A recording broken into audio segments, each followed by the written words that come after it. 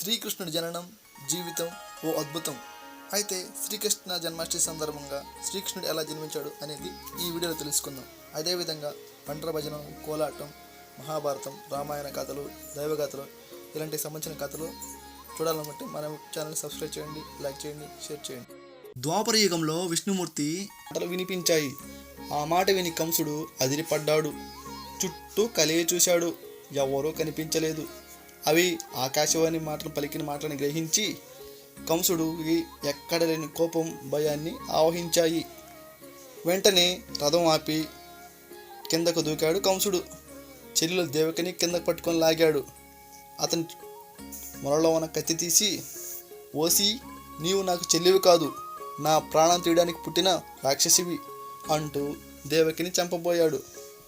అప్పుడు దేవకి భర్త వసుదేవుడు తటాలను అడ్డుపడి, బావా, ఈమె నీ చెల్లెలు, పైగా కొత్త పెళ్లి కూతురు, ఈమెను చంపడం న్యాయం కాదు. ఈ దేవకికి పుట్టే బిడ్డలందరినీ ఎప్పటికప్పుడు తెచ్చి నీకు అప్పగిస్తాను, ఇక నీకు భయం ఎందుకు అని మాట ఇచ్చాడు. దేవకిని చంపవద్దు కాళ్ళ వెళ్ళపడి బ్రతిమాలాడు వసుదేవుడు. అది విని కంసుడు శాంతించాడు. దేవకిని చంపకుండా విడిచిపెట్టాడు. కొంతకాలానికి దేవకికి ఒక కొడుకు పుట్టాడు. ఆడిన మాట తప్పకుండా వసుదేవుడు ఆ బిడ్డను తీసుకుపోయి కంసుడికి అప్పగించాడు. వసుదేవుడు సత్యసంధకు మెచ్చుకొని కంసుడు ఆ బిడ్డను మళ్ళీ వసుదేవుడికి ఇచ్చేస్తాడు. ఇలా ఉండగా ఒకనాడు నారద మహర్షి కంసుడి ఇంటి దగ్గరికి వచ్చాడు.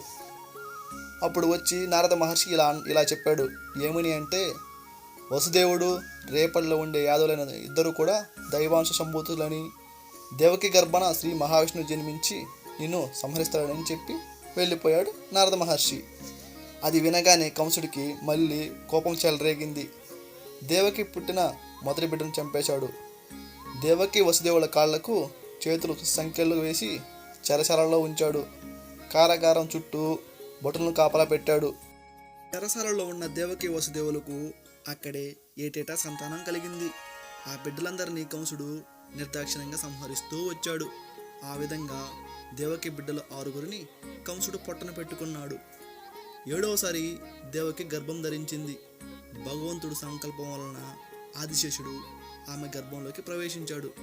అయితే భగవంతుడు ఆదేశానుసారం యోగమాయ దేవుని గర్భంలో ఉన్న ఆదిశేషుని తేజస్సును ఆకర్షించి దాన్ని నందగోకులంలో ఉన్న రోహిణి గర్భంలో ప్రవేశపెట్టింది.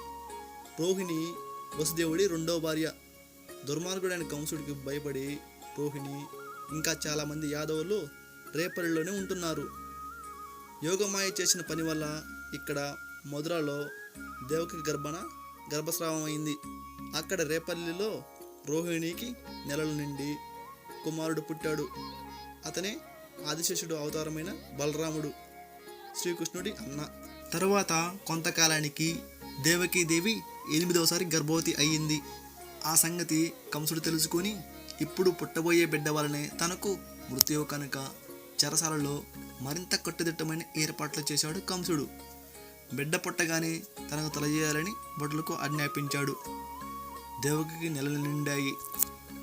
శ్రావణ మాసంలో బహుళ అష్టమి రోహిణి నక్షత్రయుక్త వృషభ లగ్నంలో దేవకి శ్రీకృష్ణుడు కన్నది. అది అర్ధరాత్రి. విష్ణుమూర్తి దేవకి గర్భాన శ్రీకృష్ణుడిగా అవతరించగానే దేవదేవతలందరూ పూలవాన కురిపించారు. కృష్ణుడు 4 చేతులతో శంఖ చక్రాది ఆయుధాలతో సకల శుభలక్షణాలతో అవతరించాడు.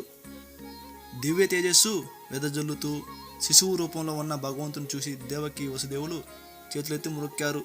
అప్పుడు భగవానుడు ఆ పసిబిడ్డ రూపంలో వారితో మాట్లాడాడు. కంసుడు నన్ను చంపేస్తాడని మీరు భయపడకండి అని పలుకుతూ చేయవలసిన పని గురించి చెప్పి మళ్ళీ మామూలు బిడ్డగా మారిపోయాడు. భగవంతుడి మహిమ వలన వసుదేవుడికి సంకెళ్ళు వీడిపోయాయి. చెరసాల వాకిళ్ళు వాటంతట అవే తెరుచుకున్నాయి. కావలి కాసేవాళ్ళు వాళ్ళకి తెలియకుండానే పడి ఉన్నారు. అప్పుడే వసుదేవుడు కృష్ణుడు బుట్టలో పడుకోబెట్టి నెత్తిన పెట్టుకొని బయలుదేరాడు. బయట కుండపోత వర్షం కురుస్తుంది. అప్పుడు ఆదిశేషుడు పడగలు విప్పి గొడుగు పట్టాడు. యమునా నది 2 పాయలుగా చీలి వసుదేవుడికి దారి ఇచ్చింది. ఆయన యమునా నది దాటి రేపల్లి చేరుకున్నాడు. అక్కడ నందుడి భార్య యశోద ఆడబిడ్డను ప్రసవించింది. వసుదేవుడు కృష్ణుడు యశోద పక్కన పడుండబెట్టి ఆమె పక్కనే ఉన్న ఆడపిల్లని తీసుకుని మళ్ళీ నది దాటి మధుర నగరం చేరుకుని చెరసాలలో ప్రవేశించాడు. మళ్ళీ చెరసాల తలుపులు మూసుకున్నాయి. వసుదేవుడు వేళ్లకు చేతులతో సంఖ్యలు తగులుకున్నాయి. ఈ సంగతి ఇక్కడ మధురలో కానీ అక్కడ రేపల్లిలో కానీ ఎవరికీ తెలియదు. ఇక్కడ కారాగృహంలో ఆడపిల్ల ఏడుపు విని కావలి వాళ్ళు నిద్రలేచారు. పరుగు పరుగున వెళ్ళి దేవకి కన్నదని కంసుడికి చెప్పారు. కంసుడు వెంటనే చెరసాలకు వచ్చాడు.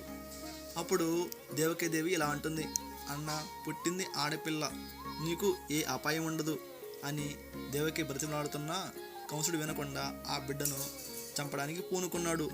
అయితే భగవంతుడు మాయ అయిన ఆ శిశువు కంసుడు అందకుండా ఆకాశంలోకి ఎగిరి, ఓరి కంస, నిన్ను చంపడం నీ తరం కాదు, నిన్ను చంపేవాడు పుట్టి పెరుగుతున్నాడు అని పలికి ఆ బిడ్డ మాయమైపోతుంది.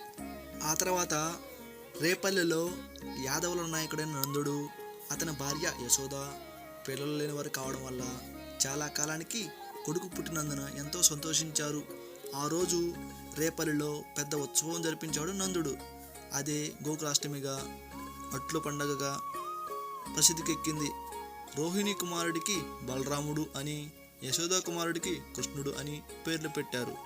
యాదవుల పురోహితుడు గర్గాచార్యుడు. బలరామకృష్ణులు శుక్లపక్ష చంద్రకళల్లాగా దినదిన ప్రవర్ధనమానమవుతూ వచ్చారు. ఇక్కడ మధురాలో కంసుడికి మనశ్శాంతి లేకుండా పోయింది. నిన్ను చంపేవాడు పుట్టి పెరుగుతున్నాడు అనే యోగమాయ అన్న మాటలు అతనికి పదే పదే జ్ఞాపకం వచ్చి మనస్సును కలవరపరుస్తున్నాయి. రేపల్లె మొదలైన పల్లెలకు వెళ్ళి అక్కడ ప్రతి పురిటిల్లు గావించి కనిపించిన పసిబాలులను వధించవలసిందిగా అతని మాయావులు మరియు అతని అనుచరులు రాక్షసులను పంపాడు. చూశారు కదా శ్రీకృష్ణుడు ఎలా జన్మించాడు. అదేవిధంగా ఈ వీడియోస్ మీరు చూస్తున్నట్లయితే, మీకు నచ్చినట్లయితే దయచేసి మన ఛానల్ని సబ్స్క్రైబ్ చేయండి, లైక్ చేయండి, షేర్ చేయండి. Thank you.